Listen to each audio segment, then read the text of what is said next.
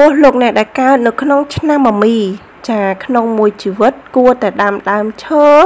ចាឲ្យសមស្របទៅនឹងឆ្នាំកំណើតរបស់អស់លោកអ្នកគឺ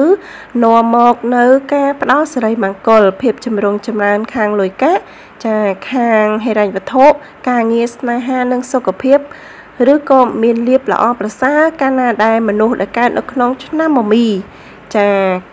នៅក្នុងមួយជីវិតគួរតែដាំដើមឈើប្រភេទនេះដើម្បីឲ្យមានសិរីមង្គល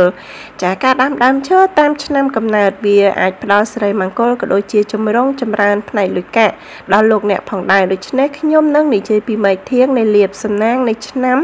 ចាឆ្នាំមមីមិនថាបង្កើននៅភាពចម្រុងចម្រើនផ្នែកហិរញ្ញវត្ថុការងារស្នេហានិងសុខភាពប៉ុណ្ណោះនោះទេគឺថែមតាំងដើមឈើអស់នេះមានប្រយោជន៍ជាច្រើនសម្រាប់អស់លោកអ្នកផងដែរចាដើមឈើដែលមានសិរីមង្គលចាគឺនៅពាសពេញក្នុងប្រទេសយើងហើយនៅលើពិភពលោកក៏ដូចគ្នាដែរហើយប្រសិនបើលោកអ្នកដាំដើមឈើណាមួយស្របតាមឆ្នាំកំណើតរបស់អស់លោកអ្នកវាជួយលើកតម្កើងជោគជតារាសីផ្ដល់លាភផ្ដល់សំណាងឲ្យលោកអ្នកផងដែរចាដូច្នេះអ្នកដែលកើតនៅក្នុងឆ្នាំមមីចាឆ្នាំមមីគឺសត្វសេះចាពងទេវតាស្រីធាតុភ្លើងចាខ្សែជីវិត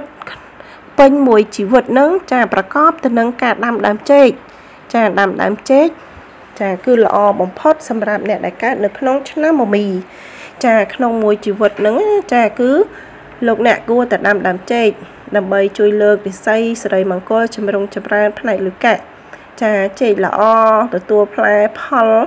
ចាក៏ល្អដែរចាគឺការងារក៏ល្អផ្នែកហិរញ្ញវត្ថុក៏ល្អសុខភាពក៏ល្អចានឹងផ្ដល់លាភសំណាងដល់លោកអ្នកផងដែរកាលណាដែលចេកនឹងចាមើលទៅល្អក្នុងការដែលយើងដាំមិនថាការដាំដោយលំអការដាំដោយចាទទួលយកផលនោះទេគឺអ្នកដែលកើតនៅក្នុងឆ្នាំមមីគឺចាក្នុងមួយជីវិតគឺដាំដើមចេកគឺជួយនាំលាភសំណាងដល់លោកអ្នកផងដែរចាសូមអរគុណចំពោះការតាមដានស្ដាប់កុំភ្លេចជួយជីឬក៏ Subscribe ដើម្បីទទួលបានវីដេអូថ្មីចាសូមអរគុណក៏ដូចជាសូមគោរពលា